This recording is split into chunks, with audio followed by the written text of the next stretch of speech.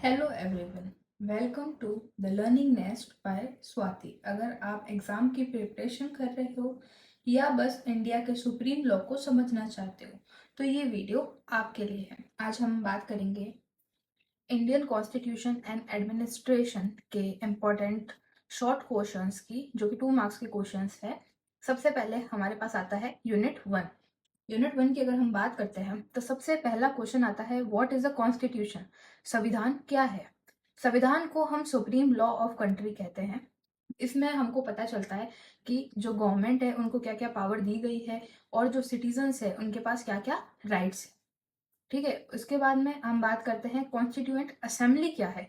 Constituent assembly 1946 में form की गई थी। इसका काम क्या था कि ये कॉन्स्टिट्यूशन ऑफ इंडिया को बनाएगा, प्रिपेयर करेगा। अब हमारा दूसरा क्वेश्चन है, वो is known as the father of the Indian constitution. इसका हमारा मेन आंसर रहने वाला है डॉक्टर B.R. अम्बेडकर को father of the Indian constitution भी कहा जाता है। अगर आपसे इसके पीछे पूछा जाए कि वाई इनको क्यों कहा जाता है father of the Indian constitution, तो इसका मेन आप इसके आगे ऐड कर सकते हैं आंसर कि इसलिए कहा जाता है क्योंकि डॉक्टर B.R. अम्बेडकर का ये ड्राफ्टिंग कमेटी के चेयरमैन थे। जैसे दलित्स को इन्होंने राइट्स दिलाए थे कि तुमको राइट टू एजुकेशन होना चाहिए, तुमको रिजर्वेशन मिलना चाहिए, और भी बहुत सारे कहीं ऐसे पॉइंट थे जो कि इन्होंने कॉन्स्टिट्यूशन में ऐड करवाए थे। इस वजह से इनको father of the Indian constitution कहा जाता है। अब हम बात करते हैं कि what is the drafting committee. Drafting committee की बात करते हैं तो ये कमिटी, मतलब जैसे आप समझ लो कि कोई भी कमिटी कब बनाई जाती है। मेनली जो ड्राफ्टिंग कमिटी होती है वो किसी भी देश का कॉन्स्टिट्यूशन बनाने के लिए बनाई जाती है। ठीक है, डॉक्टर B.R. अम्बेडकर इसके चेयरमैन थे और ड्राफ्टिंग कमिटी हमारी जो थी उन्होंने हमारा कॉन्स्टिट्यूशन को ड्राफ्ट किया था, तैयार किया था। उसके बाद में हम बात करते हैं कैबिनेट मिशन प्लान की। कैबिनेट मिशन प्लान 1946 में था, जिसका मेन क्या था काम कि वो फॉर्मेशन करेगा कॉन्स्टिट्यूएंट असेंबली का, और वो कॉन्स्टिट्यूएंट असेंबली हमारा कॉन्स्टिट्यूशन फॉर्म करेगी या बनाएगी। अब ऑब्जेक्टिव रिवॉल्यूशन एक बहुत ही इंपॉर्टेंट क्वेश्चन है, ये याद रखने वाली बात है। ठीक है, ये जो ऑब्जेक्टिव रिवॉल्यूशन है ये किसने इंट्रोड्यूस करवाया था? जवाहरलाल नेहरू ने। कब कराया था? 13 दिसंबर 1946 को। और ये इम्पोर्टेंट इसलिए है क्योंकि ये प्रियम्बल का बेस है। अब हम बात करते हैं कि इंडियन कॉन्स्टिट्यूशन को फ्रेम होने में कितना टाइम लगा था, तो इसका आंसर रहेगा 2 साल 11 महीने और 18 दिन। मेनली रहता है क्वेश्चन क्योंकि ये ज़्यादातर सारे एग्जाम्स में पूछा जाता है। इसके बाद में अब हम बात करते हैं यूनिट 2 की। हमारा है preamble, features and basic structure क्या था हमारे कॉन्स्टिट्यूशन का। प्रियम्बल क्या है? इसको एक तरह से समझ लो कि ये इंट्रोडक्शन है कॉन्स्टिट्यूशन का। इसका मेनली अगर आपको आंसर दिया जाए तो आपको सिर्फ यही देना है कि प्रियम्बल क्या है, इंट्रोडक्शन है कॉन्स्टिट्यूशन का। सीधा सा इसका आंसर यही रहेगा। अब हम बात करते हैं कि आइडियाज क्या थे प्रियम्बल के। तो इसमें हम बात करेंगे तो मेनली जो आइडियाज थे ये थे justice, liberty, equality and fraternity. Hindi में बात करें तो न्याय, स्वतंत्रता, समानता तथा बंधुत्व। ठीक है, आप अगर आपसे प्रियम्बल पूछा जाए क्वेश्चन तो आप इसमें ये सारे जो आइडियल्स थे ये भी ऐड कर सकते हैं कि क्या क्या प्रियम्बल में मेनली किन चीज़ों की बात की गई है। हम दोनों क्वेश्चन को कंबाइन करके भी लिख सकते हैं आराम से। बेसिक स्ट्रक्चर डॉक्ट्राइन की बात करें तो ये एक हमारा इम्पॉर्टेंट क्वेश्चन है, बहुत ही, इसको बहुत अच्छे से समझना है हमें। ठीक है ना। इसका मेन मतलब ये है कि जो पार्लियामेंट है वो जो कॉन्स्टिट्यूशन के बेसिक फीचर्स है उसको चेंज नहीं कर सकती। हाँ, मतलब जैसे अमेंडमेंट कर सकती है, कुछ चेंजेस कर सकती है कि जैसे हमारा वो आर्टिकल 17 था, टचेबिलिटी का अबॉलिशन किया था जिसमें, ठीक है ना, जैसे वो चेंजेस होते हैं, अमेंडमेंट्स होते हैं, वो सब कर सकती है पार्लियामेंट। पर जो बेसिक फीचर्स है कॉन्स्टिट्यूशन के वो पार्लियामेंट कभी भी चेंज नहीं कर सकती है। ये एक बहुत ही इम्पोर्टेंट चीज़ है जो हमको इसमें याद रखनी है, ठीक है ना? क्योंकि अगर आप समझ लो कि जैसे हमारा कॉन्स्टिट्यूशन है, उसको इतना टाइम लगा बनने में, इतने सारे टॉपिक्स डिस्कशन हुए, डिबेट्स हुई, तो कुछ सोच समझ के ही वो बनाया गया है। उसमें जो भी चीज़ें हैं, अगर हम उसका बेसिक जो फीचर्स दे रखे हैं, अगर वही हम चेंज कर देंगे, तो उसका मतलब तो फिर हमारे पास डेमोक्रेसी रही नहीं, डेमोक्रेटिक गवर्नमेंट हुई नहीं है। तो अगर पार्लियामेंट उसे भी चेंज कर देगी, तो हमारे पास मतलब हमारा जो फ्रीडम है, हमारा जो भी हमको जस्टिस है, इक्वलिटी है, वो सब अगर मिलेगा ही नहीं, तो फिर हमारे डेमोक्रेसी का, हमारे कॉन्स्टिट्यूशन का क्या मतलब रह जाता है।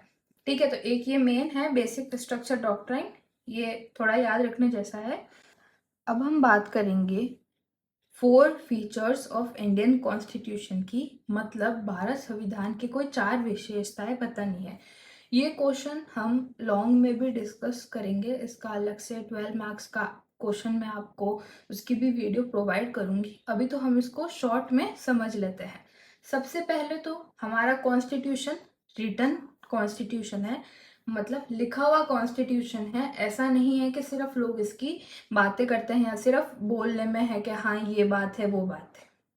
फेडरल सिस्टम है, मतलब जो पावर है उसको सेंटर स्टेट में डिवाइड किया गया है।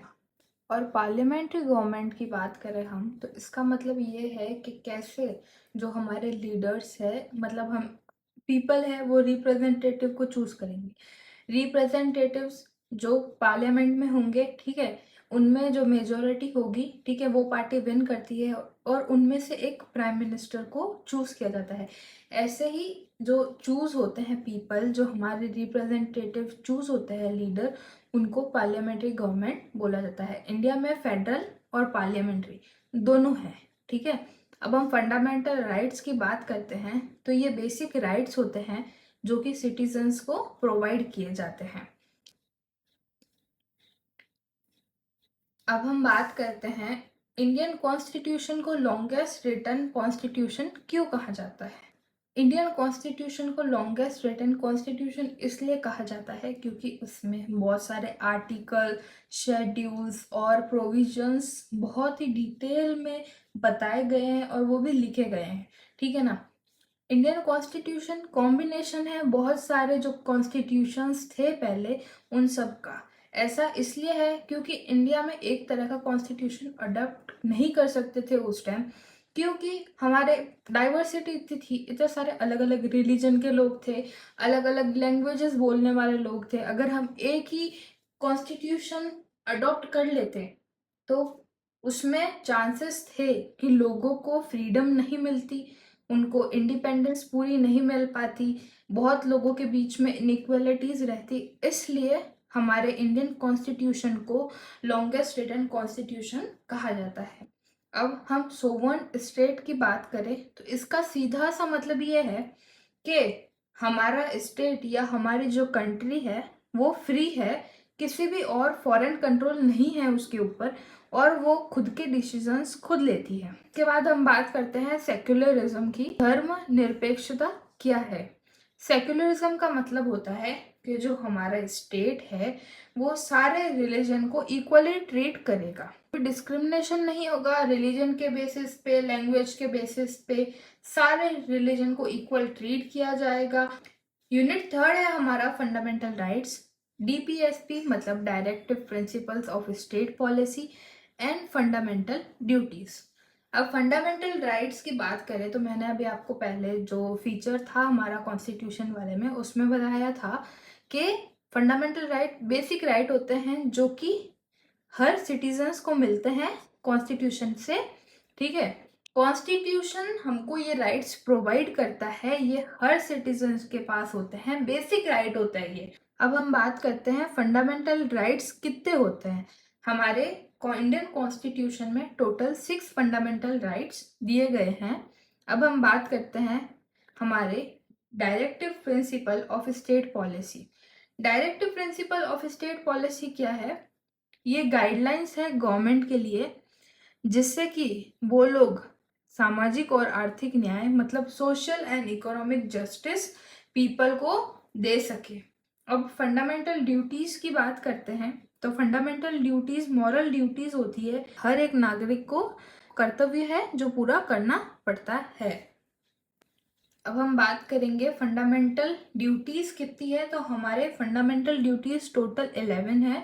डेमोक्रेटिक एडमिनिस्ट्रेशन क्या होता है, तो मतलब यह है कि गवर्नमेंट कॉन्स्टिट्यूशन के अकॉर्डिंग वर्क करेगी और पीपल को उनको जवाब देना पड़ेगा, ये उनका काम है, ठीक है ना। यही मेन हमारे जो भी 20 क्वेश्चंस थे शॉर्ट में 2 मार्क्स के लिए। इसके अलावा एक आपको इसके बाद में मेन लॉन्ग 12 मार्क्स का वीडियो मिल जाएगा, मतलब 12 मार्क्स वाला वीडियो 3 बनाऊंगी मैं, तीनों यूनिट का अलग अलग। और इसके अलावा आपके लिए क्विक रिवीजन वाला भी एक शॉर्ट्स रहने वाला है, वो भी आप बाद में चेक कर सकते हैं। अगर आपको ये वीडियो अच्छी लगी हो तो प्लीज़ इस वीडियो को लाइक करें, शेयर करें अपने दोस्तों के साथ और सब्सक्राइब करें मेरे चैनल को। Thank you for watching.